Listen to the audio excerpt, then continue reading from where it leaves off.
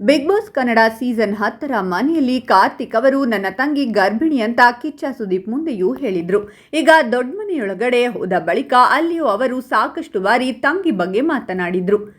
Lord ಪ್ರಥಮ್ ಅವರ ಬಳಿ ನನ್ನ ತಂಗಿ ಗರ್ಭಿಣಿ, ಒಮ್ಮೆ ನೋಡಬೇಕು ಅಂತ ಹೇಳಿದ್ರು. ಈಗ ಕಾರ್ತಿಕ್ ಮಹೇಶ್ ಅನುಪಸ್ಥಿತಿಯಲ್ಲಿಯೇ ಅವರ ತಂಗಿಯ ಸೀಮಂತ ನಡೆದಿದೆ.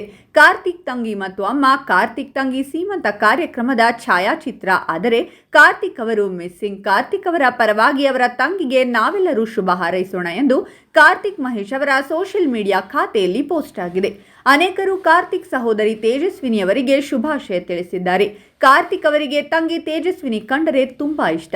ಅವರ ಸೋಷಿಯಲ್ ಮೀಡಿಯಾ ಖಾತೆಯಲ್ಲಿ ಅನೇಕ ಬಾರಿ ತಂಗಿ ಜೊತೆಗಿನ ಫೋಟೋಗಳನ್ನು ಹಂಚಿಕೊಂಡಿದ್ರು. ಬಿಗ್ ಬಾಸ್ ಮನೆಯೊಳಗಡೆ ಹೋಗುವಾಗಲೂ ಅವರು ತಂಗಿ ಭಾವನನ್ನು ಮಿಸ್ ಮಾಡಿಕೊಳ್ತೀನಿ ಅಂತ ಹೇಳುತ್ತಲೇ ಒಳಗಡೆ ಹೋಗಿದ್ರು. ಕಾರ್ತಿಕ್ ಅವರು 2021ರಲ್ಲಿ ತಂದೆ ಮಹೇಶ್ ಅವರನ್ನು ಕಳೆದುಕೊಂಡ್ರು. ಆನಂತರ ಅವರ 9 ವರ್ಷದಿಂದ ಪ್ರೀತಿ ಮಾಡುತ್ತಿದ್ದ ಗರ್ಲ್ ಫ್ರೆಂಡ್ ಕೂಡ ಬಿಟ್ಟು ಹೋದ್ರು. ಇದರಲ್ಲಿ ಯಾರ ತಪ್ಪು ಅಂತ ಕಾರ್ತಿಕ್ ಹೇಳಿಲ್ಲವಾದರೂ ಕೂಡ ನನ್ನ ತಪ್ಪು ಇರಬಹುದು ಅಥವಾ ಅವರ ತಪ್ಪು ಇರಬಹುದು ಎಂದು ಹೇಳಿದ್ದಾರೆ. ಅಷ್ಟೇ ಅಲ್ಲದೆ 13 ವರ್ಷಗಳಿಂದ ಪ್ರೀತಿಯಿಂದ ಸಾಕಿದ್ದ ನಾಯಿ ಕೂಡ ತೀರಿಕೊಂಡಿತಂತೆ. ಇನ್ನೇನು ಚೆನ್ನಾಗಿ ಸಂಪಾದನೆ ಮಾಡ್ತೀನಿ ಅಂತ ಅಂದುಕೊಳ್ಳುತ್ತಿರುವಾಗಲೇ ಹೀಗಾಯ್ತು ಅಂತ ಕಾರ್ತಿಕ್ ಮಹೇಶ್ ಅವರು ಬೇಸರ ಮಾಡಿಕೊಂಡಿದ್ದಾರೆ.